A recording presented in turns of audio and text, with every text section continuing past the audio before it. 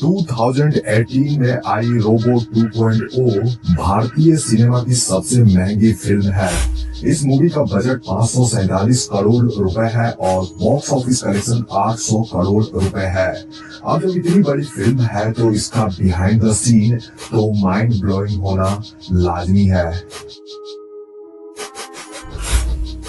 Robo 2.0 का पहला scene है यह, जब लोगों के हाथ से मोबाइल फोन उड़ने लगते हैं तो उसमें कई सारे शहर और सड़कों को भी दिखाया जाता है। एक्चुअली यह जो लोकेशन है वह ईवीटी फिल्म सिटी का है। यह लोकेशन बेंगलुरु के नेशनल हाईवे के साइड में पड़ता है जो संतोषा नगर में है।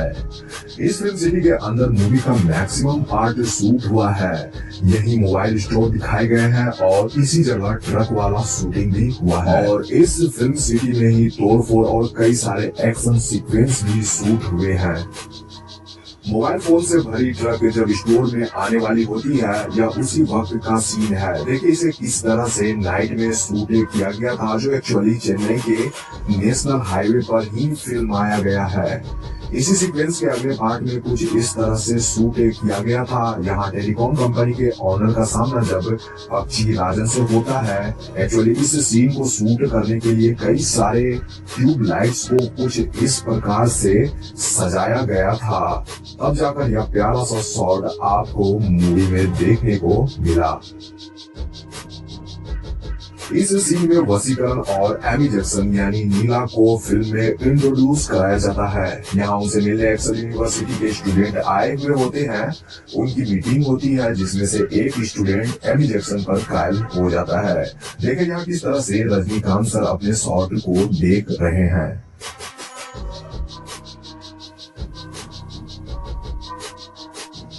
फिल्म में यह उस समय का सीन है जब पक्षीराजन मिलिट्री पर हमला करता है। इस सीन को शूट करने के लिए डुप्लीकेट टैंक्स बनाए गए थे ताकि उसे शूटिंग के दौरान विस्फोट कराया जाए।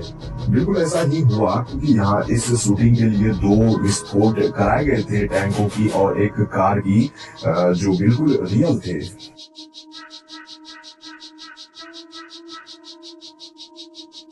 मूवी के अगले सीक्वेंस में पक्षीराजन का शहर में अटैक होता है। यहाँ जो शहर दिखाई गई है वो ईवीटी फिल्म सिटी के ही अंदर का है जिसे इस फिल्म के लिए ही क्रिएट किया गया था।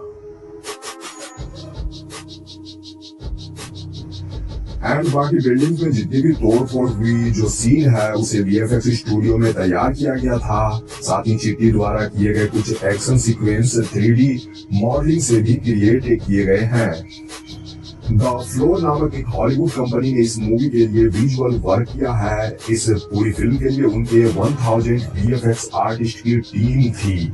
इस दौरान उन्होंने 1360 विजुअल शॉट्स तैयार किए थे।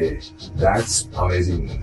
एक्चुअली रोबो 2.0 पहली भारतीय फिल्म है जिसे पूरी तरह से 3D में बनाया गया है। मेरे कहने का मतलब यह है कि कोई भी फिल्म पहले 2D में शूट होती है फिर उसे कंप्यूटर ग्राफिक्स की मदद से 3D में बदला जाता है, बट रोबो 2.0 के साथ ऐसा बिल्कुल भी नहीं हुआ। ब्लेंडर, रेविट और माया सॉफ्टवेयर से फिल्म को पहले 3D एनिमेशन में बनाया गया था। ये तो मूवी में आपको कई सारे ऐसे सीन देखने को मिल जाएंगे जो रियल है ही नहीं। इन सारे शॉट को सीजीआई के द्वारा ही किया गया है।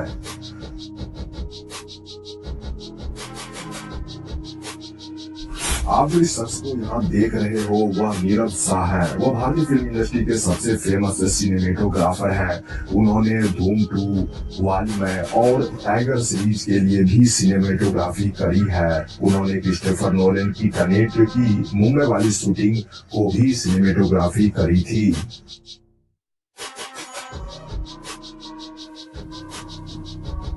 मूवी में वसीकरण के लैब को दिखाया जाता है जो पूरे 3 फ्लोर का होता है। एक्चुअली जितने भी इक्विपमेंट्स, रोबोट्स और कई सारी चीजें जो दिखाई जाती है वो पहले ही फ्लोर में उसे तैयार किया गया था, मतलब उसको कॉपी पेस्ट किया गया था। यानी कि बाकी ग्रीन बैकग्राउंड के जरिए कुछ इस तरह से मूवी में 3 फ्लोर क्रिएट किए गए थे।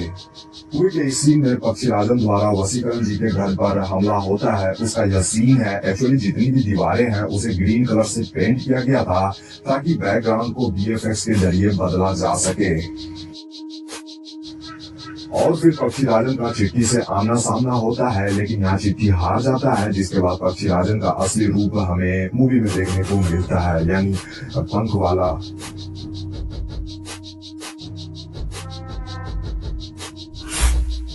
पक्षी राजन के बाद फिल्म में चिट्टी का नया अवतार होता है, यानी रोबोट 2.0। उसका चाल ढाल और रेड कलर के बाद यानी सब कुछ ही नया। यहाँ रजनीकांत सर अपना शॉट देखकर हंस रहे हैं।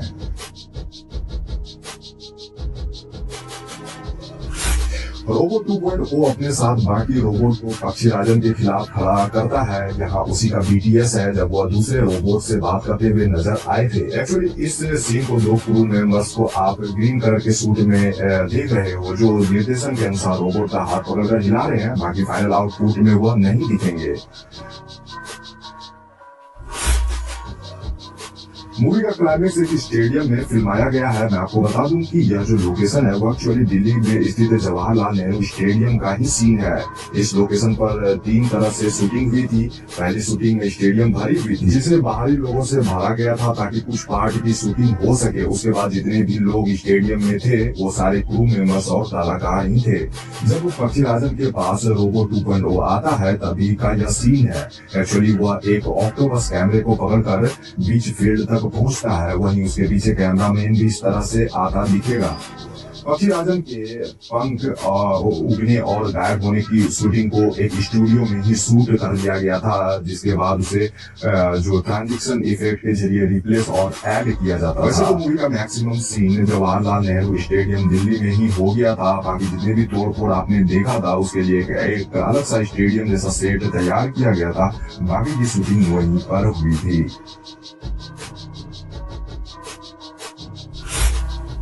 इस फिल्म में अक्षय कुमार साइंटिस्ट रिचर्ड का किरदार निभाते नजर आए हैं, जो एक एक्सपेरिमेंट करते वक्त खुद को भयानक क्रोमैन में बदल देते हैं।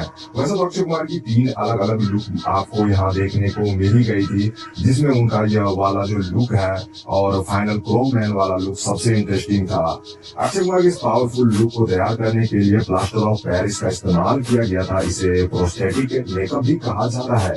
यह प्रक्रिया जो है वो काफी दर्दनाक होता है, क्योंकि अक्षय ने अपने इस मेकअप के बारे में कहा था कि उन्हें इसके लिए रोजाना 4 से 6 घंटे तक एक चेयर पर ही बैठ कर रहना पड़ता था, और तो और 2 घंटे तो मेकअप उतारने में लग जाते थे।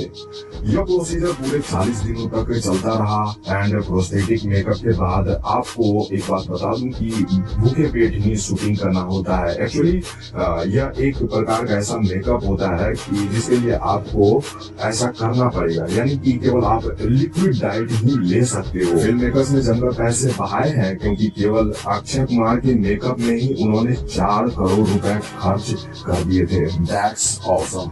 लाइका प्रोडक्शन हाउस में पैसे खर्च करने में कमी नहीं छोड़ी है, क्योंकि एक तरफ सुपरस्टार रजनीकांत और अक्षय कुमार हैं, तो वहीं फिल्म के डायरेक्टर एस शंकर है, जिन्होंने इससे पहले आई जैसी ब्लॉकबस्टर मूवी दे चुके हैं। एमी जैक्सन ने मूवी में नीला का किरदार निभाया है, जो एक रोबोट रहती है। मैं आपको बता दूं कि उनका डायरेक्टर साहब के साथ दूसरी फिल्म है, जबकि पहली फिल्म विक्रम के साथ थी आई, यानी आई मूवी जिसमें एमी जैक्सन और विक्रम थे, जो ब्लॉकबस्टर रही थी।